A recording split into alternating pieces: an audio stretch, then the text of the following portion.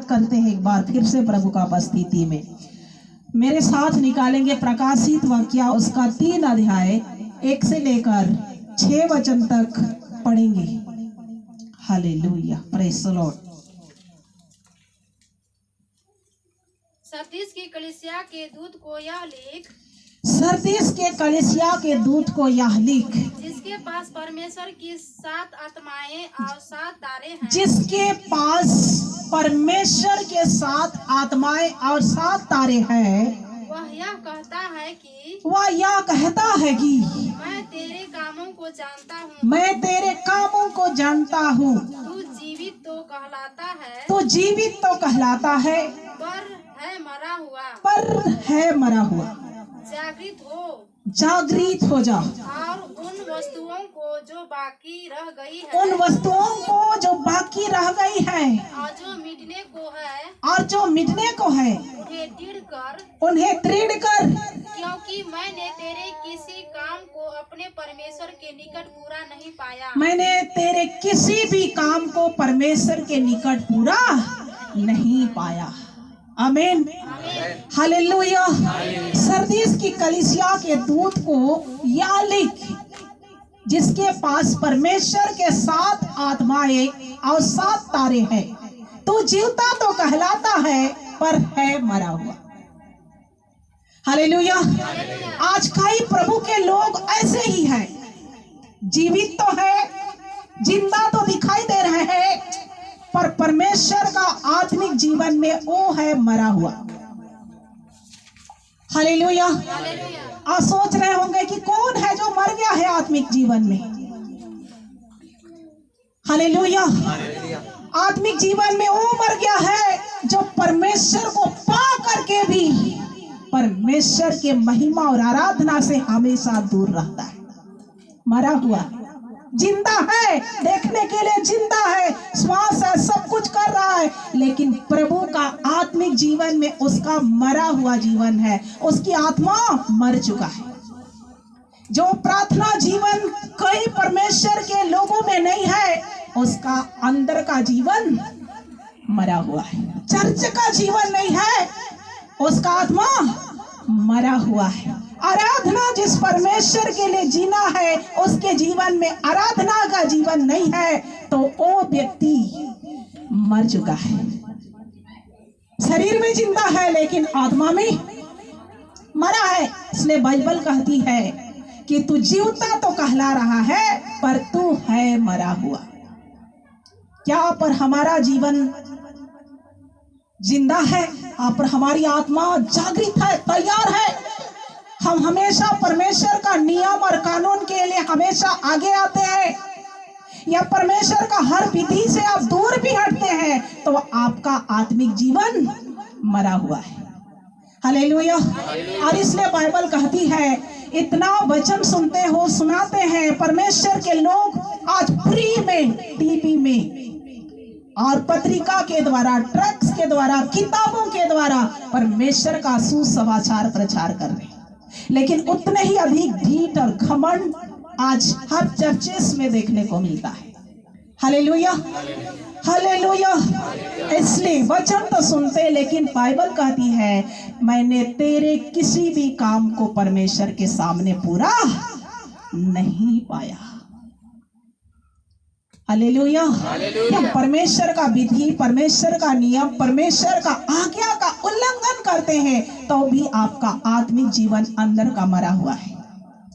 Hallelujah. हम जी रहे हैं देखने के लिए, लेकिन हमारा भीतर का जीवन को बाइबल कहती है तुम्हारा आत्मिक विनाश हो रहा है, अंदर का जीवन मृत्यु तक पहुंच जा रहा है।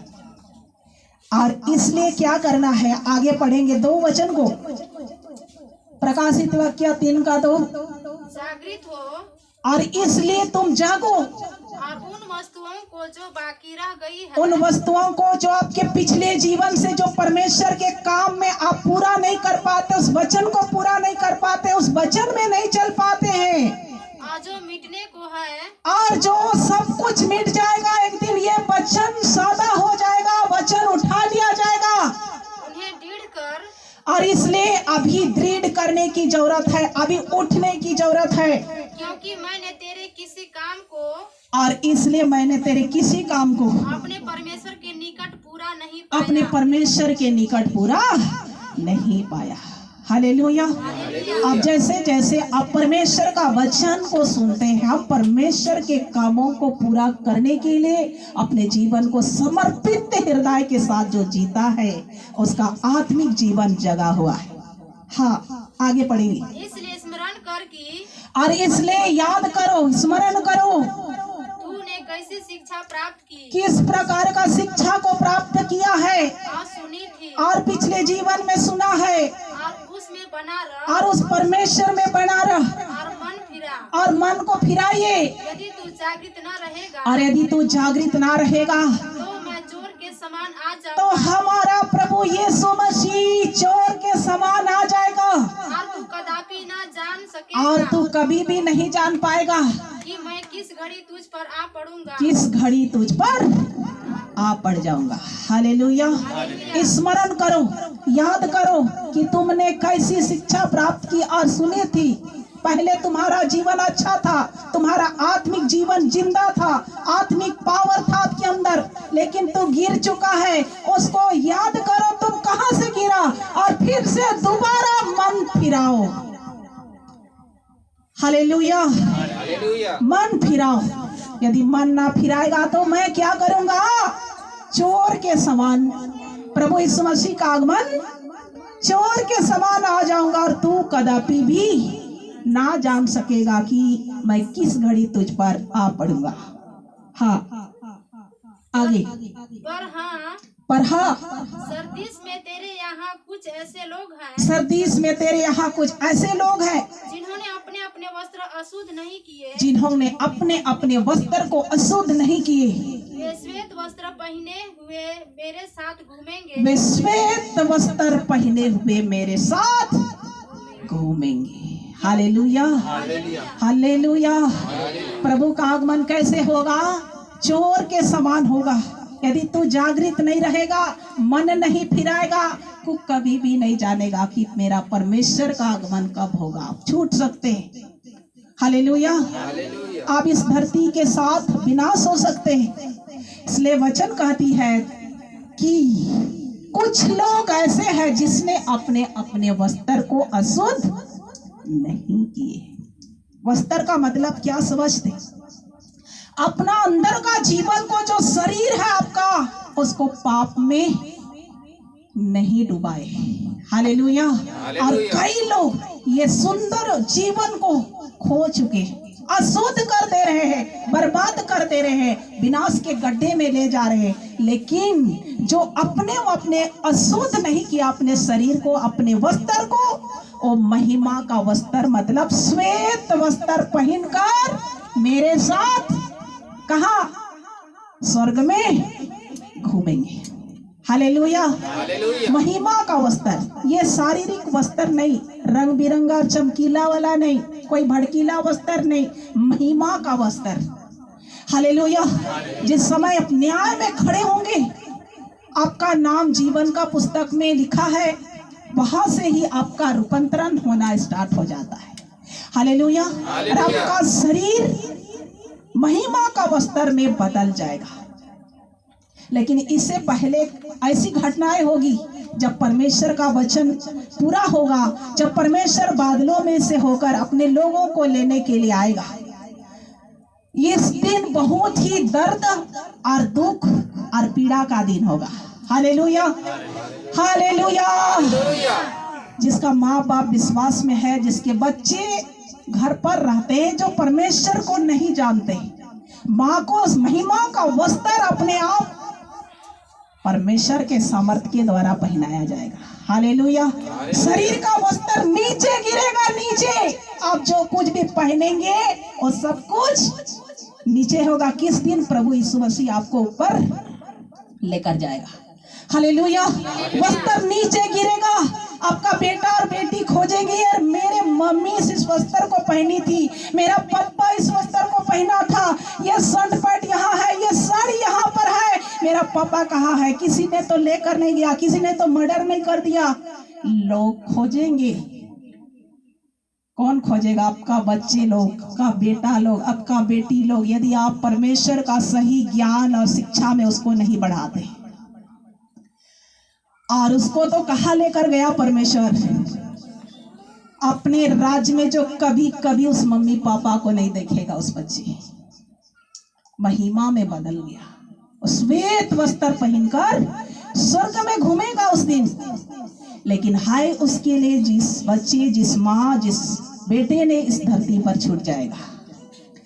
Hallelujah, hallelujah.